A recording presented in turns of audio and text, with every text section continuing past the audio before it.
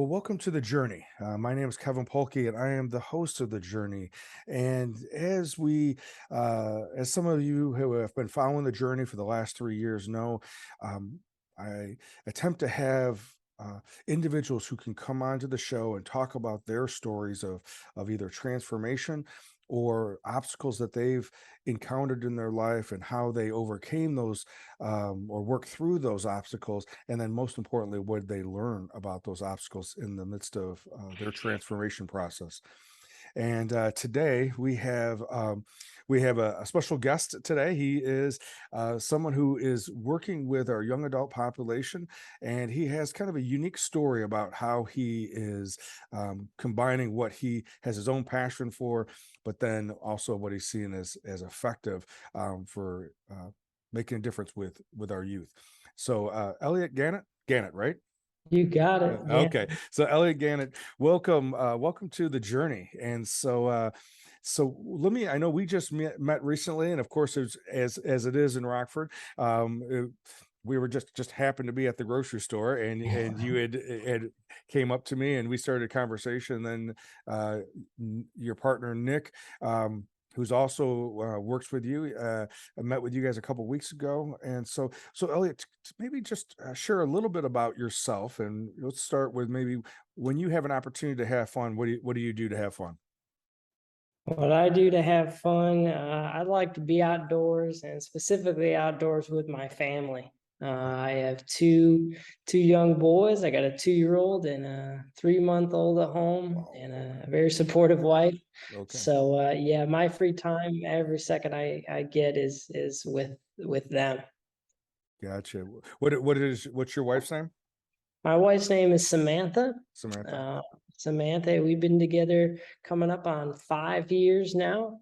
Okay. And yeah, my free time, we're outside riding bikes, kicking soccer balls, playing with blocks, little kid stuff. That's my free time. Sure. And what are your boys' names? My oldest son is Walter, and my younger son is Harvey.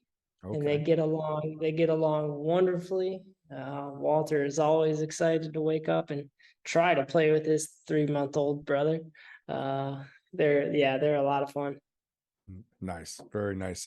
Yeah, I'm a little bit on the other end of that spectrum. I have a 26-year-old and a 22-year-old, and it's a or 20 yeah, 26 and 23-year-old. And so I'm a little bit farther on that spectrum. So Elliot, why kind of tell us a little bit about your background? Are you from the Rockford area, or where are I'm you not from? actually.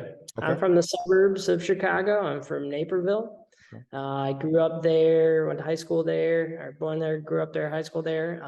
Went to college at Illinois State to be a teacher. I studied to be a teacher of the visually impaired, and that's what I do now for the Rockford Public Schools. I'm a teacher of the visually impaired. This is actually my 10th year teaching, which is wild. So yeah, so I've been doing that. I teach kids with special needs. And just recently, in the past couple of years, started my organization, Rockford Barbell, to kind of blend some of the things that I've been seeing in the schools with kids, and yeah, my just personal interest in movement and lifting weights and strength sports. Okay. Well, yeah, maybe tell us a little bit about that before we get into Rockford Barbell. Tell us a little bit about, well, how did your interest in exercise and in weightlifting specifically? Yeah, tell us how that all began, and when did that begin, and when did it become more than just preparation for the sports that you were involved with? Yeah, yeah. It was for the longest time preparation for sports. Yeah, as a youth athlete and a college athlete for a short time. That's what it always started with. And I stayed with it, just with had a habit of it as an adult. And have been doing it, yeah, ever since. It's something that has been part of my life. Each day I get up, I move, I go to work. The people not question it, but they're, I guess, interested by it and how I'm able to do it, let's say at like 5 a.m. before a work day. And it's funny, as an adult now, the days I don't get up and move, before going to work. I'm just a little bit slower, not quite as much natural energy. So yeah, it's interesting how it's helped me personally, outside of sports, because I'm 32 years old. I was never going to play Major League Baseball or any professional sport, but still like to move, still like to try to get a little bit stronger. Um, yeah, it's always part of my life, part of my day routine. Yeah. Well, it's interesting. When I first started weightlifting, I was 11, and it was to get ready for football. And, then obviously that led into other sports that I was introduced to at the middle school level, like wrestling and track. And it was always, as you talk about preparation for those sports. And then when I got into bodybuilding, it took on a whole life of its own beyond that. But I always trained later in the morning or afternoon, because the mindset of thinking that I wouldn't be as strong first thing in the morning. And when my son was born, um well, maybe even a little bit before that, but for sure when he was born, when Diane and I got together, and then a year or so later when Caleb was born, all my workouts have been in the morning. So 5 a.m. is when I'm working out too. And because my whole thing is I didn't want my workouts to interfere with my life anymore, because it had always been first and everything else came second. And I knew that if I wanted to make this relationship be different than other relationships, I was going to have to change some things around. And so far 30 years, it's been working out okay. So It's been working. Yeah, yeah, I feel the same way. I've always done it early in the morning. I used to coach, I guess that was after school times, but yeah, definitely. People, when as I started to have my wife and I started to have kids, people always say, enjoy every second of it. So I do try to like truly keep that to heart. I get my workouts done when they're asleep or when they should be sleeping, and so other times I can spend it with them. It is something I always get in, so it's definitely a high priority. But yeah, the kids and wife are up there as well. Nice. Well, before we jump into what Rockford Barbell is about and what you're attempting to do with that, tell us a little bit about working with visual impaired. How did that come about, and what is, because I don't know if a lot of individuals really know, what that entails, and how do you help someone who's visually impaired in the school system? I was in college to before I went to college, I was always thinking I was going to study something like history, be a history teacher. My mom, thankfully enough, talked me into studying special education. And there's only a certain amount of programs across the country that specifically teach, or help, yeah, have teachers become teachers of the visually impaired. And I went to one, Illinois State. So I just kind of started taking classes. I liked how different it was, how specific it was to that population. Um, and now, as an educator, I love how there's a specific and very different obstacle for these kids. Being able to see is something that a lot of us just take for granted. We get up, we're able to just glance around the room. Oh, that's where our glasses are. Oh, that's where I left my water, whatever. And we can go about our day and do things without really thinking about a lot of things. And for the students I work with, unfortunately, that's just not the case. There's something in the way. So I love the challenge of helping these kids get around that obstacle and show them that they can do just about anything that all these their peers can do. So I love that challenge of, okay, this is what their peers are doing, and my student has a trouble seeing XYZ or in whatever way, but I'm gonna make sure that they can do it, be held accountable the same way, have the same sort of success, and be able to do what they can do. Elliot, I'm a school social worker as well as clinical social worker, and I think you just did one of the best jobs of describing what special ed services is. and what we're attempting to do with special ed services, because I think there's such a misunderstanding or a lack of understanding about what educators in special ed do. And I think it's what you just said, giving the student the opportunity to have the same educational experience as the regular ed student would.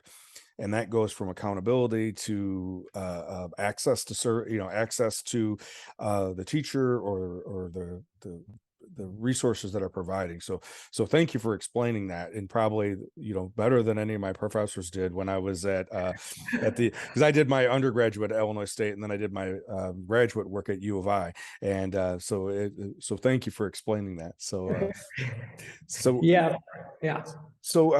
jumping into Rockford Barbell. So tell us, what is Rockford Barbell? What was it originally thought of? How did it come about? And what are you guys doing now?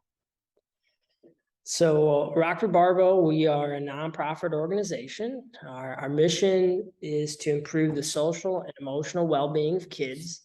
And right now, or what we are at now, is we do this through mindful movement and trauma-informed practices.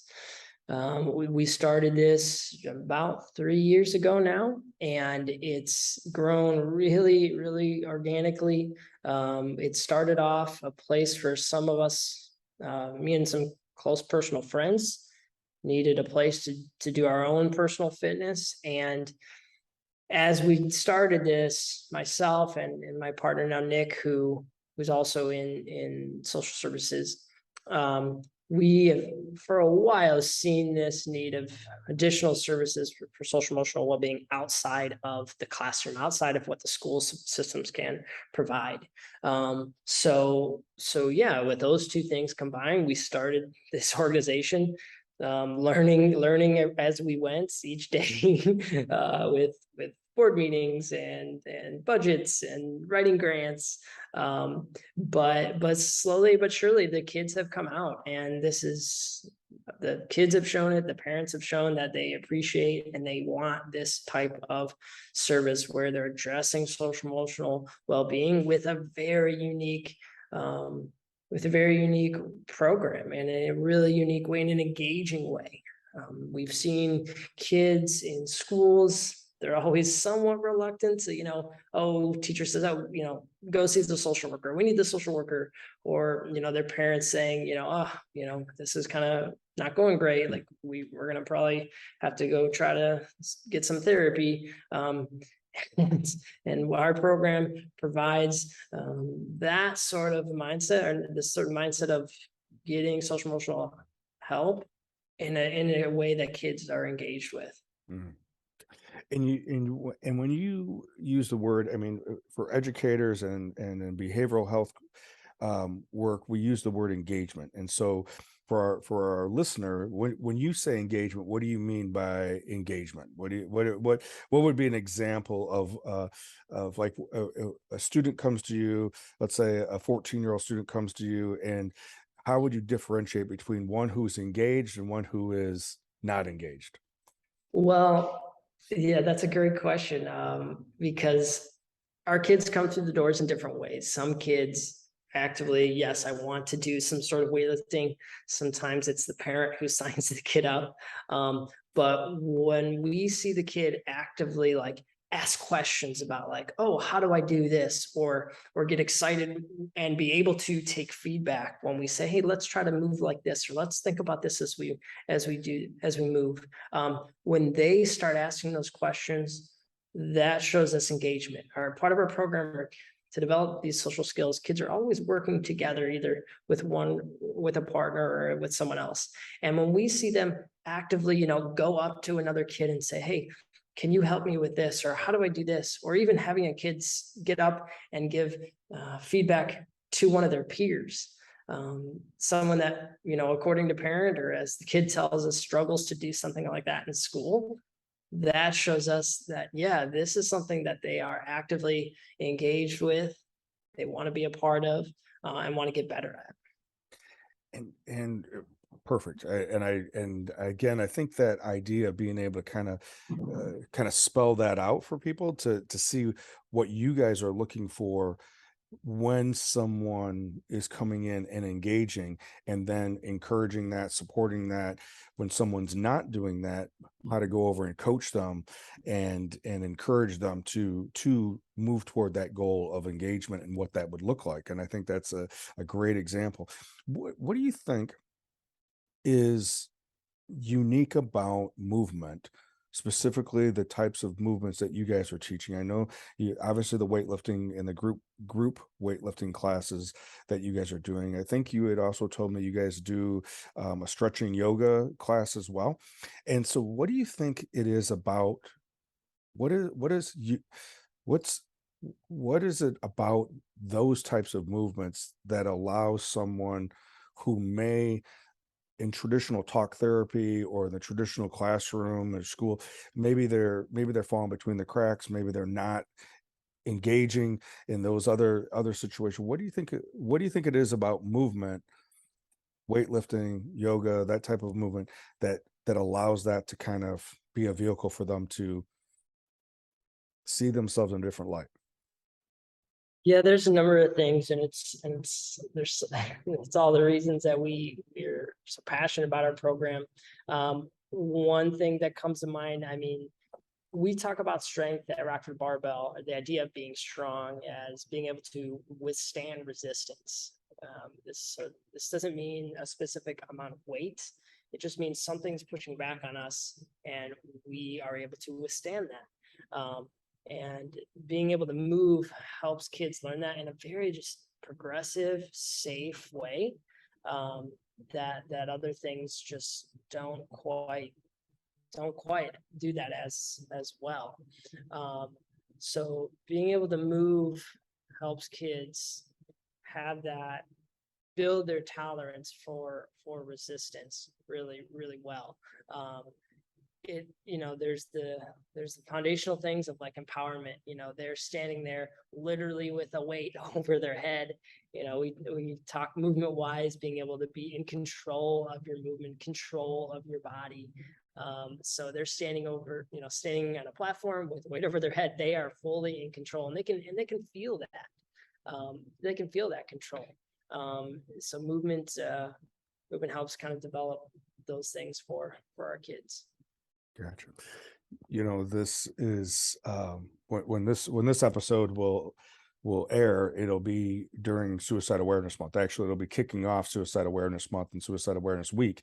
And when I started Shatter of Silence 6 years ago, 6 plus years ago, um, a lot of the initial conversations were around about raising the awareness about the risk factors, and there's a lot of different risk factors, and especially with trauma informed, we talk about ACEs and adverse childhood experiences and that aspect of it. And then a couple years, a couple years later, 5 years ago specifically, um, I started shifting with part two, and that was really about how to increase protective factors and how to develop protective factors and increase those protective factors, because we it's impossible to eliminate all the risk factors, because it's like playing whack-a-mole, right? I mean, Yeah, there's yeah, no way to, I feel and it's kind of like the pandemic, right? There's no way to make the virus go away. And so, but if we can increase our protective factors, and one of those is resilience. Um, so so so your students come to you, and now they potentially have some increased protective factors, not only their partner and not only Rockford Barbell as a space, but now they have other adults in their life who are actually showing they care about them because they're teaching them something, right? And let alone the other things. And then that idea about resilience, how do you develop resilience? Well, it's by facing resistance. That's right, you can't develop resilience without doing hard things. right, right, And it's and you have and you can't develop resilience by avoiding hard things or trying to get over hard things. It's you have to actually put resistance on the bar. I actually Right. put resistance into your hands. So what if you could think of some examples that maybe pop in your mind, not without using any names, of course, but of students that you've seen the beginning of that transformation process, or maybe even more than that, regarding when it comes to that confidence, that resilience that comes with the movement that you guys have been providing. Yeah, there's there's countless. We get plenty of kids that have that are not afraid to challenge it, and they're not afraid to, yeah, put, like you're saying, put weight on the bar to be able to feel resistance. But no, there are a number of kids who it's really it's a back and forth, and it's not it's part of our program built in that us adults, when I say we're there to show them support, that it's okay to fail, and it's okay to not be comfortable with something right away, um, and it's going to take time, and helping students or kids understand that mindset, um, is it's fun. I mean, it's enjoyable. It truly is, just that process, to do that process with a kid, and to see them from day one of, we use our weights are colored, to help our kids, little things like that in our program. Just see them put on the smallest weight, the first day, and be kind of hesitant to week 3, to week 4, or, if they're with us through our subsequent sessions, weeks, months later, to see them just walk up, put on a heavier weight on the bar, and be comfortable with it. Shows us this, yeah, that they're okay, and they're more able to tolerate some difficult things, like you're saying. And I think the biggest things for us, or like one of the things that stand out for our kids, when it comes to being resilient, it shows when they're working with their peers, when they're able to, when they see one of their peers have that same sort of hesitancy, and they can help them by giving them feedback, but also helping them like think through, like, what did that feel like? What would have felt like if it was more difficult? So when they help each other, that really shows us that they've made growth, um, in their resilience skills. Yeah, no, I absolutely. I think, as you're talking, I go back to the times when I was working as a strength conditioning coach, either at, the other different school districts I worked with, and seeing that, seeing that level of awareness and body control and confidence, I think is exactly what you said. Pretty amazing. And then it's one of those things that it it it it isn't after one workout or two workouts. It's the consistency of coming in, and then it physically shows, right? I mean, they walk differently, they carry themselves differently, they physically look different. Some of it's filling out, some of it's losing weight, whatever it may be. But that in itself is even for the one most, how some individuals learn to kind of minimize their results. It's hard, it's hard to deny it when it's physically there. Yeah, yeah. One of my favorite stories from our program is the times we get, let's say, like a 6-year-old, 16-year-old boy, high school boy, that comes into our program. And these are ones that maybe played sport before, confident about moving, and have possibly lifted weights before. But the type of movements we do, they're full body movements, and they're ones that they probably haven't seen before. So then we've had some like middle school or younger girl who has been a part of our program, who's comfortable with these movements, and they're able to show, demonstrate, model, and teach these movements to these high school boys 2, 3, 4 years older than them. And it's just such a cool dynamic that neither one of them, an experience that neither one of them have probably had. And it empowers the girls tremendously, and it helps the boys kind of be more open to learning and getting feedback and growing ultimately. Mhm. Sure, absolutely. So two questions I have left. So if you could because a lot of times parents, people who are interested in knowing more about Rockford Barbell, they're gonna want to know how does it carry outside of the gym? Like, in what ways have you heard stories? Because you may not see them when they're outside the gym. You may just hear stories when they come back, or parents coming back, or other people. What kind of feedback have you gotten for students who have participated in the program, who are part of the program? How's that carried outside of the gym? Yeah, we've had a lot of good feedback from our parents outside of the gym. One specifically comes to mind is with a girl who had when she would have some behavior problems at home, and just what she would literally do in those moments started to shift from what I guess from a not very appropriate thing for someone to do, to choosing to move and to move her body in in those moments, to help her cope, to help her calm down to a state where she's more rational and able to grow. So that was definitely the most powerful story that I've had from a parent.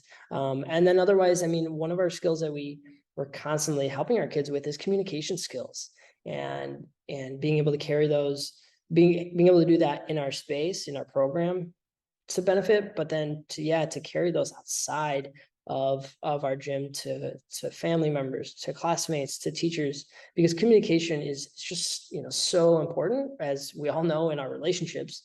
And that's when kids that are struggling, we often find you know they're searching for some sort of connection, and connecting to other people is such a big part of helping them improve their well-being.